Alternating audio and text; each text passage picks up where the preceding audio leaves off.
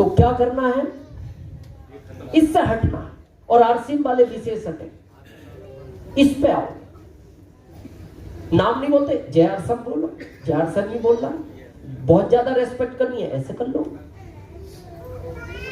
जितने भी वायरल इस दुनिया में आते हैं ये इसकी वजह से नुकसान होता है। ये आपका कोरोना किससे आया, इससे आया।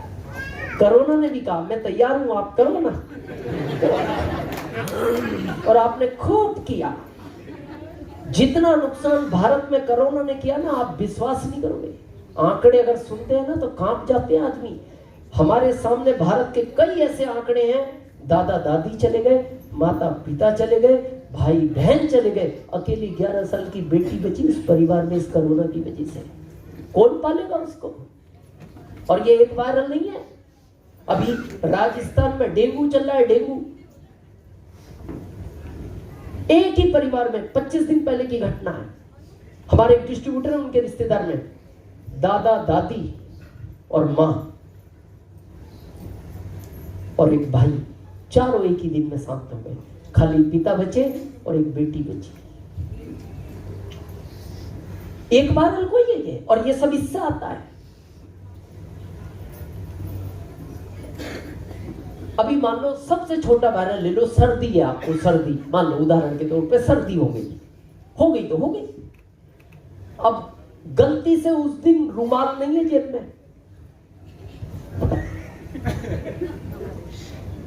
अब क्या करूं, क्या करूं?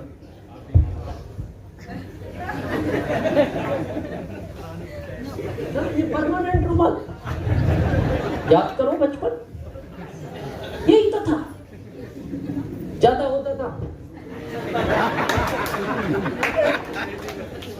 और ज्यादा होता था। बचपन याद करो, बहुत तो साफ करके वो खेलने वाले के उसके कपड़ों से साफ करके भाग जाता था, और वो रोता था, नाक पहुंच गया, वो जाके माँ को कहता था माँ नाक पहुंच गया। तो उस समय बड़े अच्छे लोग थे, वो कहते बेटा कोई बात नहीं, पहुंच गया, जब तेरे सर्दी हो ना एक बार अपनी तो उससे पहुंच देना।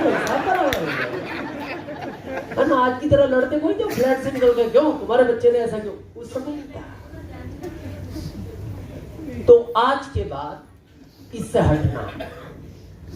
और आज गुस्सा आता है, किसी से हाथ नहीं मिलाओ ना, उसे अच्छा नहीं लगता। हम तो बहुत कोशिश करते हैं, हाथ मिलाने नहीं, ऐसे रखो, और कोई मिलाने की भी कोशिश करे तो पहले ही कर लो, और उसको नहीं बोलना, मन मन में कहो आपकी बीमारी आपके ही पास रखो।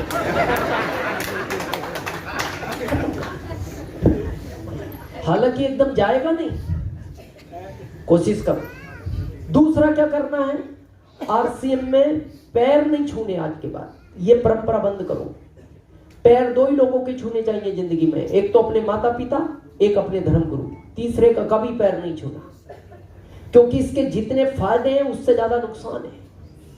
आपको बड़ा अच्छा लगता है, आप ऐसे खड़े हो जाते हो, हाँ तो देखते हो भीड़ में से ये नहीं निकल पा रहा, निकल ले दो, ये भी छुए तो ठीक रहेगा। आपके जब कोई पैर छूता है ना, एक माला उसको चली जाती है आपकी। पढ़ो तो सही शास्त्र, हम भूल ही गए। एक माला जो आपने जपी है ना, आपके पैर छूते ही उसको चली जाती है। और दूसरी, आपसे ज्यादा एज के लोग भी तो हैं आरसीएम में।